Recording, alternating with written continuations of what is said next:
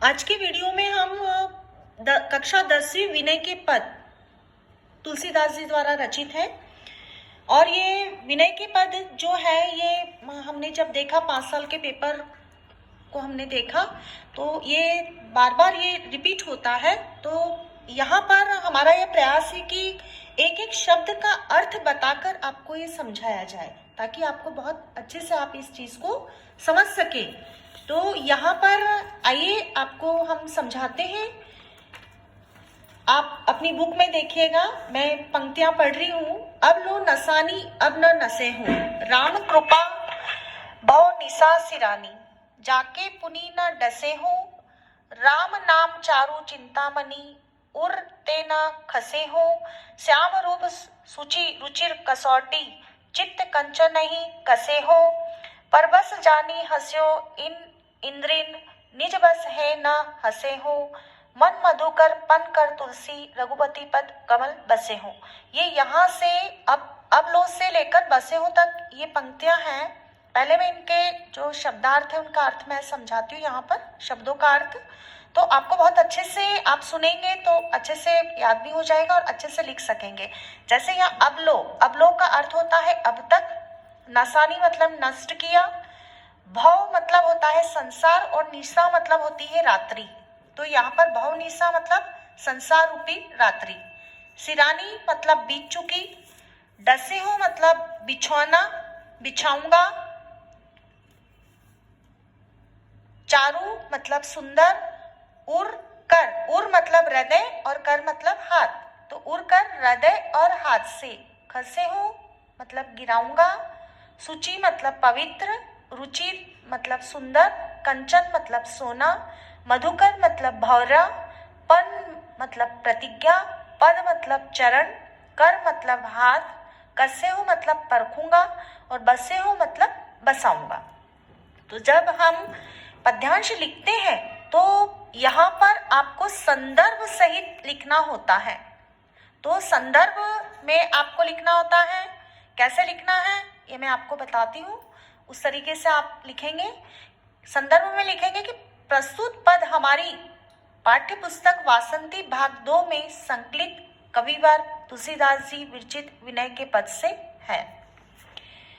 ये आपका संदर्भ हो गया। और प्रसंग में आप लिखेंगे कि इसमें कविवर तुलसीदास जी ने अपने इष्टदेव श्री राम की कृपा और उनके प्रति अपनी अनन्य भक्ति भावना को समर्पित करते हुए कहा है। अब व्याख्या पर आते हैं हम कि अब तक की आयु जो व्यर्थ नष्ट हो गई है, जैसे मैंने कहा था अब लो मतलब अब तक, नसानी मतलब नष्ट, तो यहाँ पर अब तक की आयु जो नष्ट हो गई है, परंतु अब मैं आगे जो मेरी आयु है मैं उसे नष्ट नहीं होने दूंगा।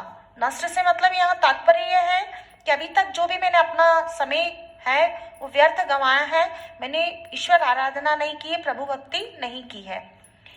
श्री राम की कृपा से संसार रूपी रात्रि बीत गई है, मतलब मेरे इष्टदेव की कृपा हुई कि मुझे उन्होंने अपने नाम लेने के लिए मुझे इस रूप समझा, भक्ति करने के लिए मुझे इस काबिल मुझे समझा और उन्होंने मुझे भक्ति प्रदान की है।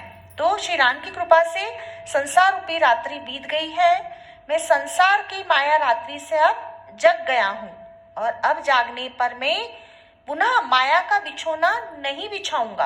अब मैं फिर माया के फंदे में नहीं फंसूंगा। मुझे राम नाम रूपी सुंदर चिंतामणि मिल गई है, उसे हृदय रूपी हाथ से कभी नहीं गिरने दूंगा, अथवा हृदय में से राम नाम का स्मरण करता रहूंगा और हाथ से राम नाम की माला जपा करूंगा।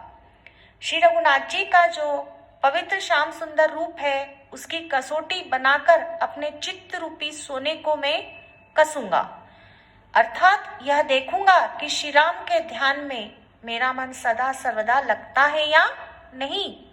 जब तक मैं अपनी इंद्रियों के वश में था तब तक उन्होंने मुझे मनमाना नाच नचाकर मेरी बड़ी हंसी उड़ाई, परंतु अब स्वतंत्र होने पर यानी मन और इंद्रिय को मैंने जीत लिया है, तो मन और इंद्रियों को जीत लेने पर उनसे अपनी हंसी अब नहीं करवाऊंगा। अब तो मन रूपी भ्रमर को प्रण करके श्री राम जी के चरण कमलों में मैं लगा दूंगा, अर्थात श्री राम जी के चरणों को छोड़कर दूसरी जगह मन को जाने नहीं दूंगा। अब इसमें विशेष रस कौन सा है? तो इसमें विशेष रस है भक्ति रस। भक्ति रस शांत रस। भाषा है अवधी भाषा।